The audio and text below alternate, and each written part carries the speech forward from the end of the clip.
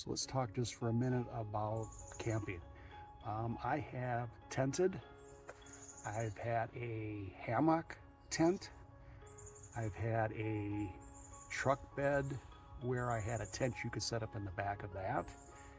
And I had a bigger cab topper that I use for camping.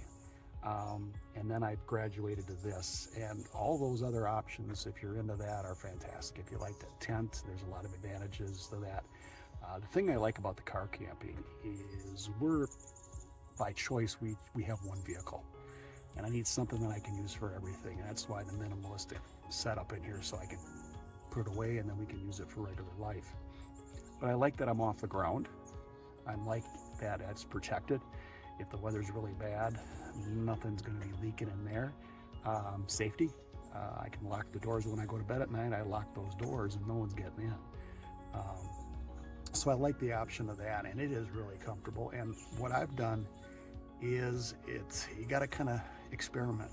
And if you haven't done this before, I recommend that you do it in, camp in or car camp in the driveway at first, just to get the bugs out as far as what you should do, how you should pack, was this comfortable, all that kind of stuff. Do it there at home before you get out here.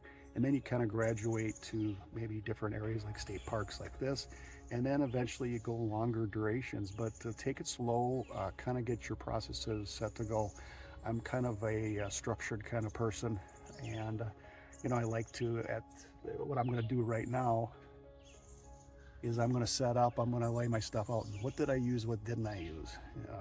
If there's stuff that I didn't use, or I don't think I'm going to use, but I thought I was going to use, then I don't bring it next time. So I'm trying to get down to as few of things that I want. I like to have some luxuries. I like to have a fan in there just so I stay cool.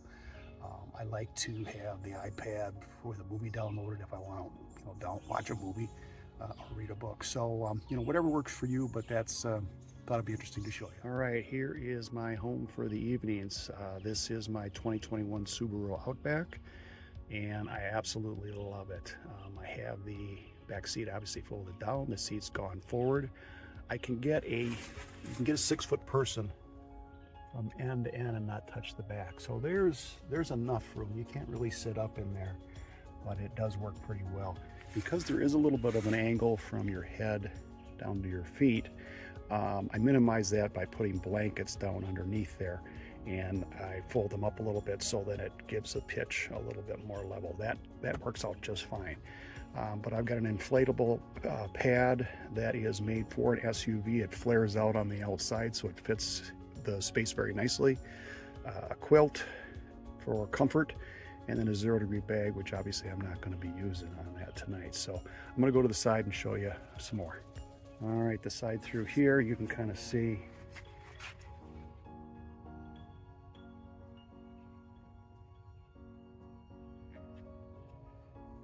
and then you've got space on the sides from the back seat, that side, the other side as well.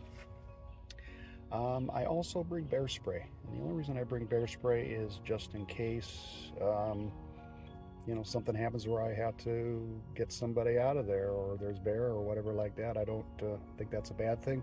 When I hike, I have a small thing of pepper spray. You never know. So let me get to the front. Okay, so here's the passenger seat, and I use this in the evenings when I want to read or anything like that. I can fold this all the way back.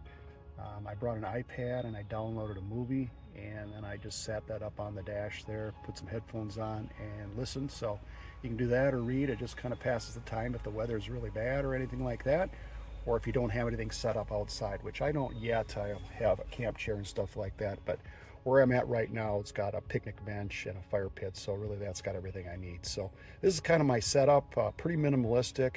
I found that really works well for me.